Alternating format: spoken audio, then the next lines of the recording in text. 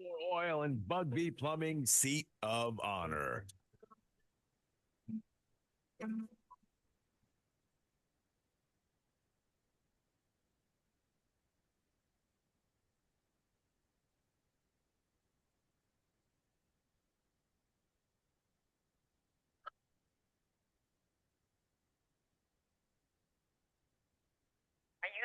He's up late to give you the news you can't get anywhere else early. He fights for truth and justice and the American way. Please welcome our pal from the Paragon Trust Company, the real Tony D.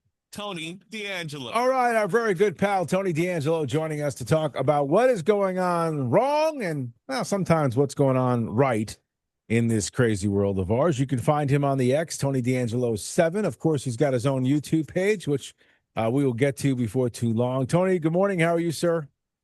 Good morning, Elci. Good morning, everyone. I'm proud to be among you. Appreciate you. So we're going to start out with some commentary about this big, beautiful bill.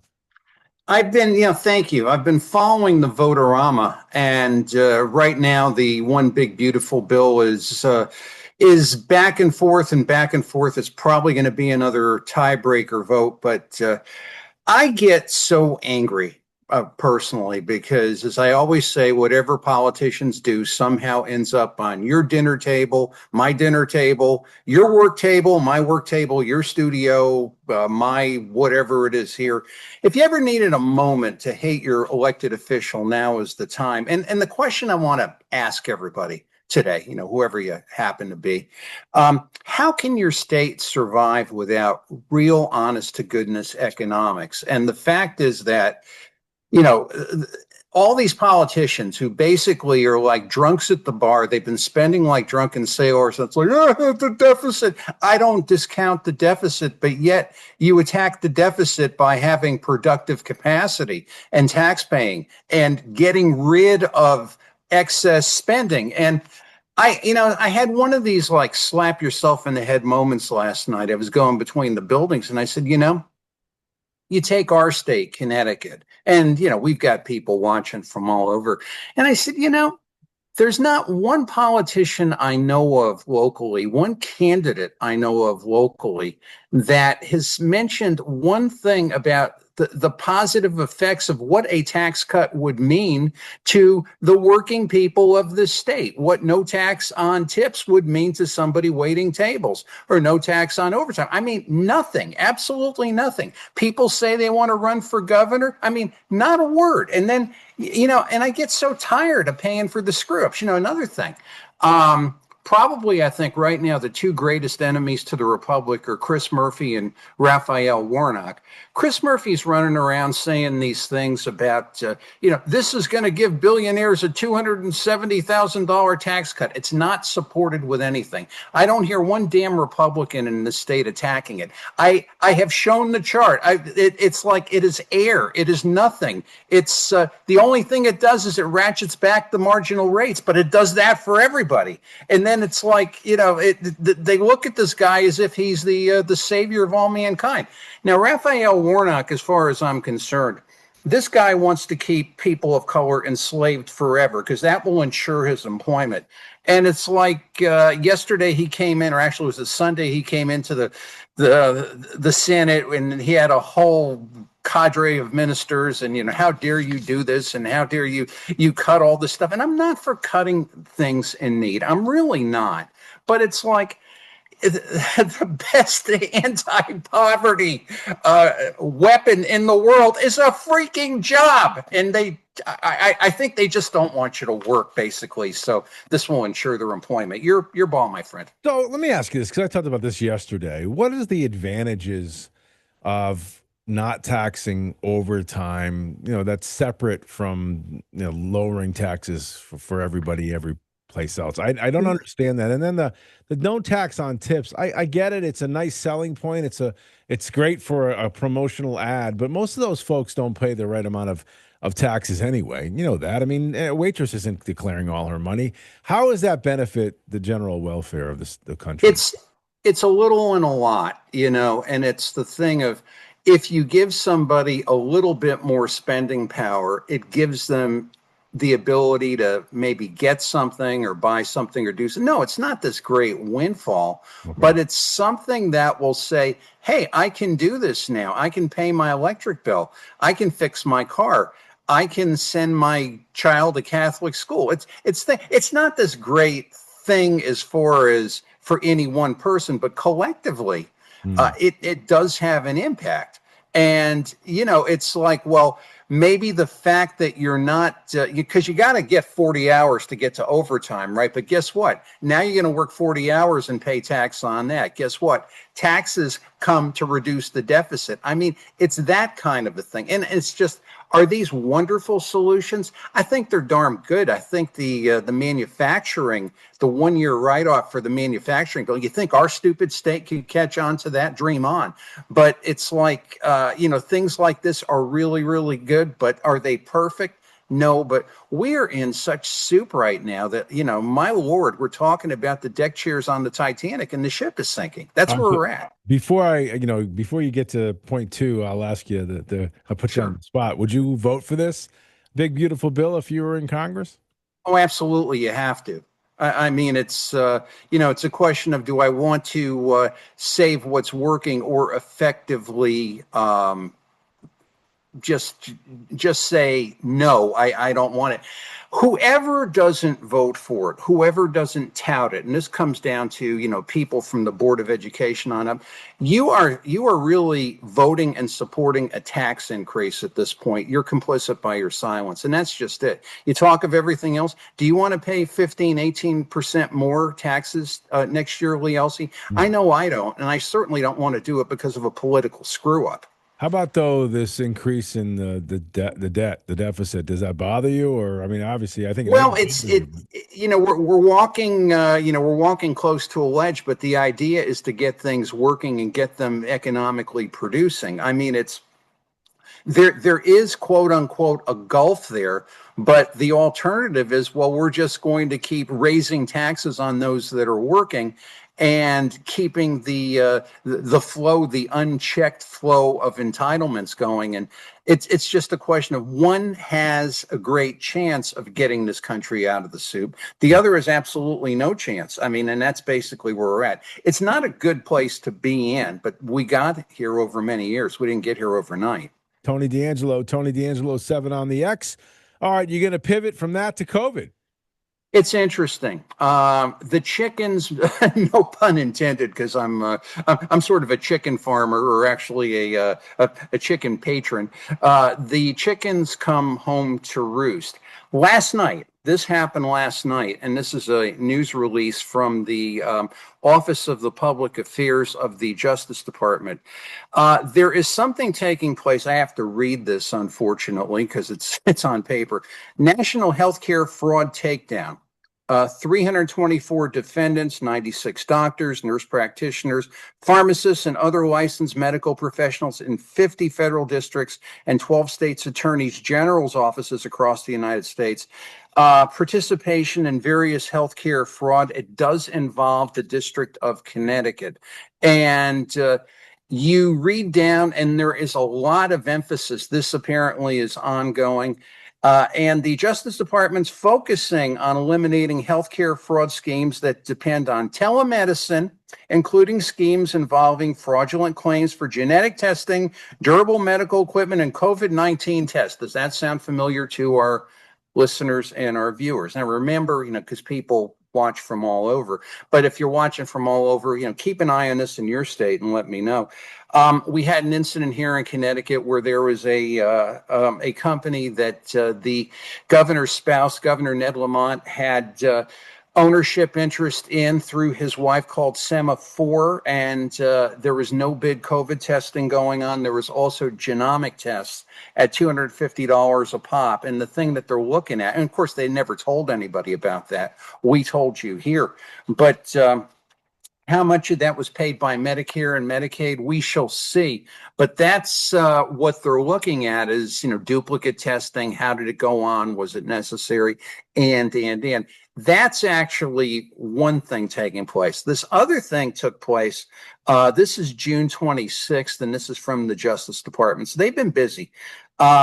There are two aides. Actually, they were aides to Governor Andrew Cuomo, and they're now aides to Kathy Hochul, the current governor, so-called. Excuse me, Linda's son and her husband, Chris Yu.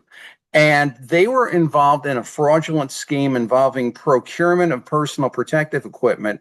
And there were contracts steered to vendors with undisclosed personal connections. Again, does that sound familiar to you? And it was not disclosed to the government. The charges: wire fraud, conspiracy, bribery, conspiracy to defraud the United States. And it's when you look at the connective tissue, these people worked very closely with Andrew Cuomo. Andrew Cuomo worked very closely with Ned Lamont. They had that personal protective equipment consortium. We had the issue here with the vendor, Jack Rubenstein, out of Glastonbury. We saw all the payments. We couldn't really see the bills of lading matching up. And the statement is interesting. The FBI will never tolerate any public official who abuses their position to profit at the expense of others, especially when their objectives align with foreign agendas. So you have this whole thing kind of going back and forth. So what I did is I started to run down some parallels that were happening. What's happening in this case that happened in our case in Connecticut, in the Semaphore case? The first thing they jumped on, the feds in this matter, were the no bid contracts. And, that is quote unquote an admitted thing that went on here. And the charges against the people in New York were honest services, wire fraud, bribery, conspiracy, and, on and on it goes. The other thing is, quote unquote, the family ties relationship, because out of all the people that you're going to be dealing with in the world, somehow, some way, the best person ever in the world is somebody I'm related to. Think about that, right? And we had, the very close relationship between Anne Lamont and Ned Lamont, and the same series of charges. The foreign ties thing, we couldn't really get to that here. That was, in the beginning, Ned came out and said, well, I'm getting the PPE from China because they're the people that have it, and that never really was pursued.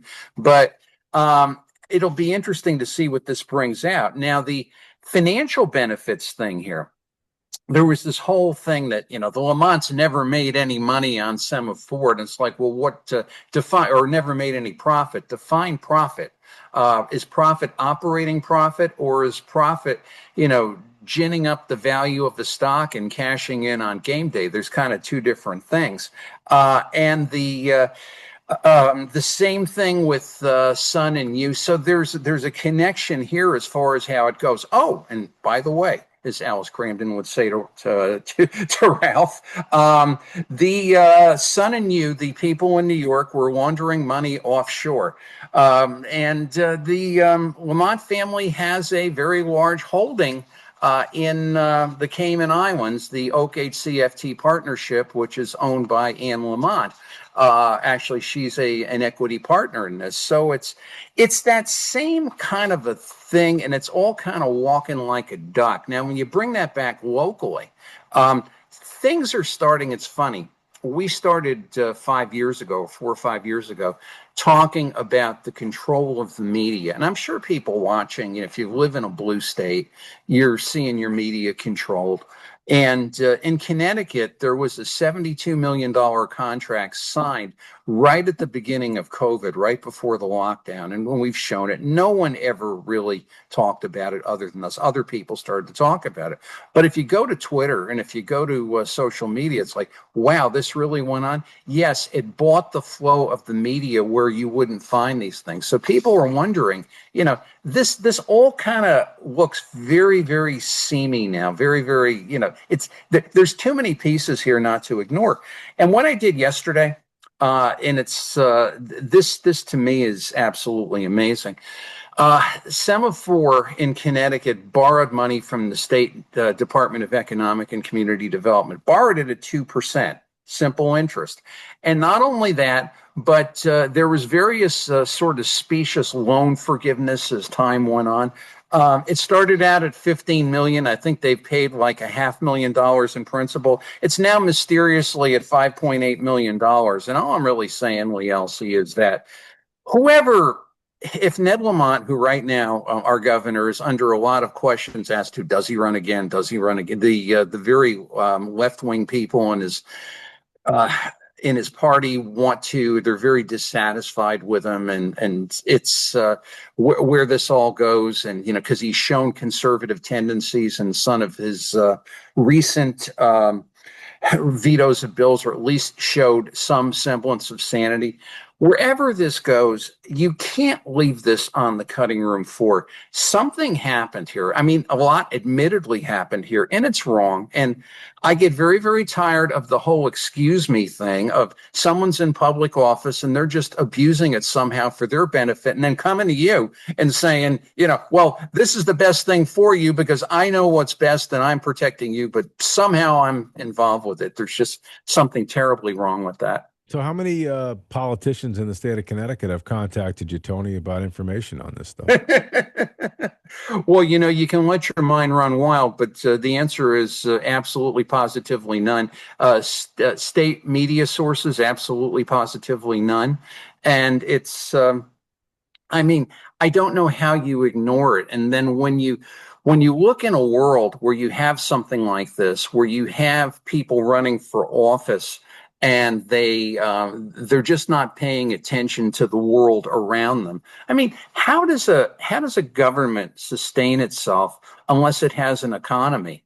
And how I don't know about somebody, whatever state they're watching this in when they watch the video, but like a state like Connecticut, our largest employer is the state government, and the state government exists on taxes. Taxes are paid by people, and it's what makes you want to come and do something here? I mean, we have a Department of Economic and Community Development. I like to call it some days the Department of Economic and Community Destruction. Spent like $1 billion over 10 years. We haven't done anything really of any sustaining value. But if you've got a manufacturing package, and if you've got a manufacturing package where you have a 1-year expensing of a business, I mean, and you don't develop that, I mean, you got to be brain dead. The other thing is, we're going to talk about this on Thursday on the 30 with Tony, my video show. You see that if you want to watch it on X, Twitter, and on YouTube.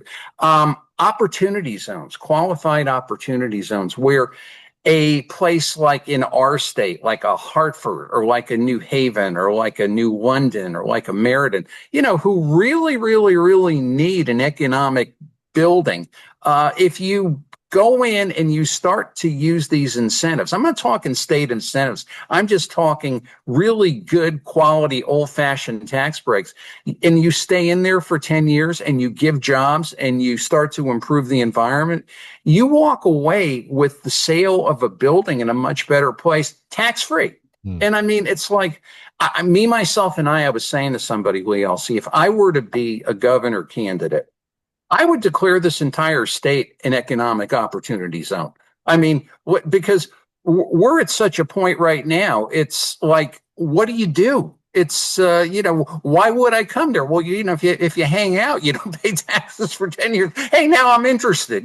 It's just that you hear all these stupid theories and stupid things going back and forth. None of them have sustaining value. I mean, you need economics to run a state. You need economics to run a business, to live your life, to put food on your table. And politicians, I don't know, man. I don't know what the hell they're doing, but they're certainly not on the planet of where they need to be.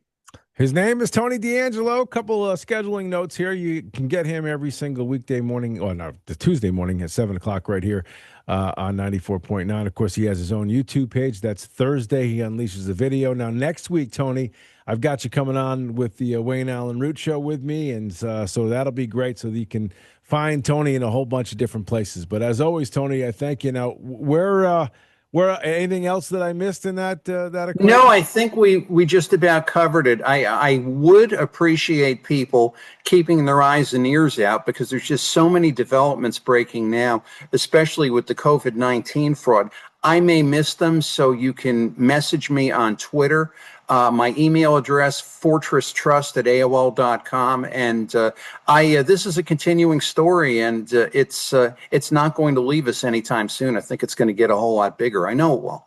All right, brother. Thank you as always, Tony. Thank you, pal. Thanks, You got everybody. it, Tony D. We'll come right back. Bruce Flax joins us next. Stick around, everybody.